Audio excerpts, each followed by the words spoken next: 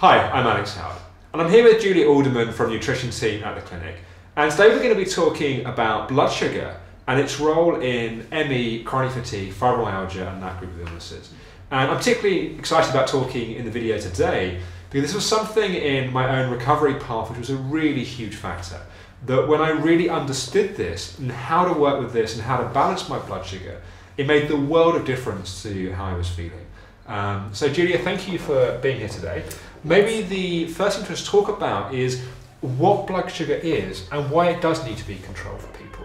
Okay, so when we talk about blood sugar level, what we're talking about is the level of glucose that's in the blood at any one point.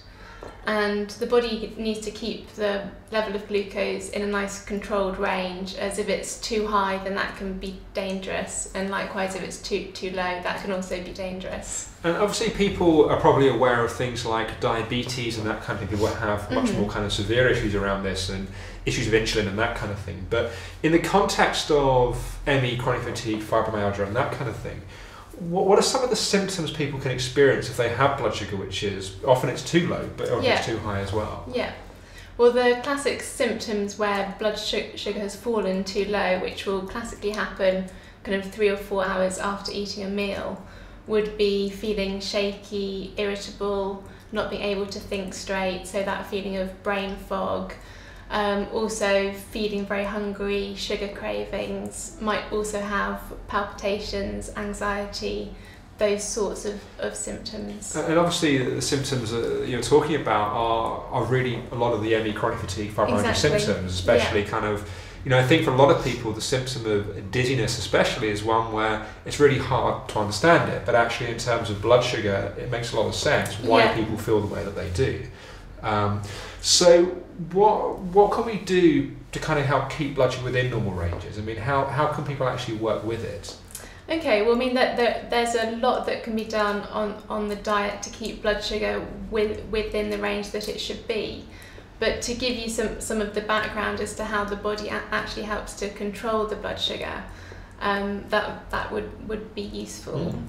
So if we take the example of someone who has a piece of toast with jam for breakfast, essentially that would be a lot of carbohydrate, no protein and fat, so it's broken down very, very fast.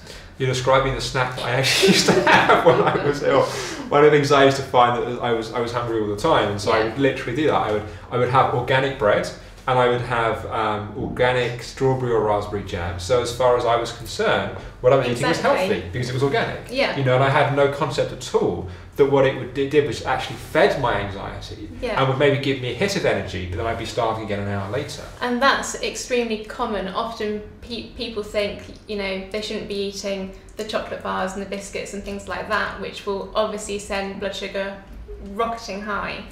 But what they don't often associate with poor blood sugar control is also the very carbohydrate-based meals. So if it is a bowl of pasta with tomato sauce, for example, or toast and jam, that's going to have the same effect. So the carbohydrate will be broken down into glucose extremely fast. And I guess it's also fair to say is that different people respond differently. I mean, we used to use a lot in the clinic something called metabolic typing, where we'd look at how different people kind of break down foods, and I know that over time we've kind of evolved how we work with that. But my understanding, kind of, I guess for me personally, is the thing I've noticed over the years is that I personally tend to do much better on a fairly high protein diet. I know other people doesn't matter to them so much, and so I guess individual differences have a really big role to play in this as well. That's very, very true that there is a large individual component, but there are also some very common themes in terms of controlling blood sugar. So if someone has a blood sugar problem, even if they are a slow oxidizer rather than a fast oxidizer, and therefore they're okay with slightly less protein, they'll still need to follow the same principles of not having a large carbohydrate meal by itself, but combining it with proteins and fats. And obviously I know for people it can take a certain amount of kind of professional intervention to help understand how to do that and to work out specifically for each person what they need. But what generally are the key principles? I mean, what if you're treating a patient and this is clearly an issue that's going on for them, what are the kind of things that we can do about it? Okay, so the key things on the diet would be looking at the types of carbohydrates. So trying to avoid the very processed, refined carbs that are broken down extremely fast. And also in that group includes things like fruit juice, dried fruit, which are also very high in the simple sugars. So going for those that have a lower glycemic index and therefore broken down slower. And not having carbohydrates by themselves, but combining it with protein, so things like eggs, fish, meat, and also combining with fats as well. And as well as what you eat, it's also important to eat at specific times. So if someone has a lot of problems controlling their blood sugar, it will naturally fall very low after 3 hours after eating. And that's why it's important to have that mid-morning, mid-afternoon snack as well.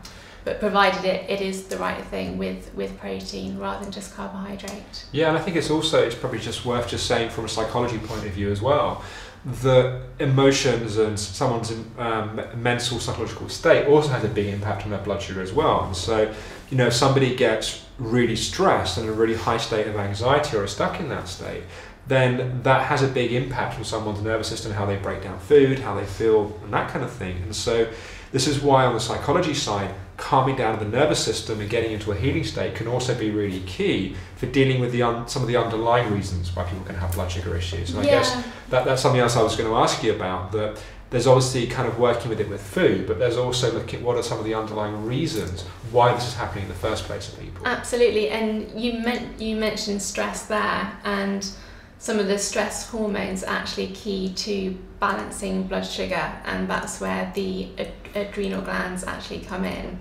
So when blood sugar is high, the hormone insulin is the one that brings the level down as glucose is taken into cells. But then the stress hormones, cortisol and adrenaline, one of their roles is to actually make the glucose accessible. So if blood sugar falls very low, then you need sufficient cortisol essentially to bring it back up.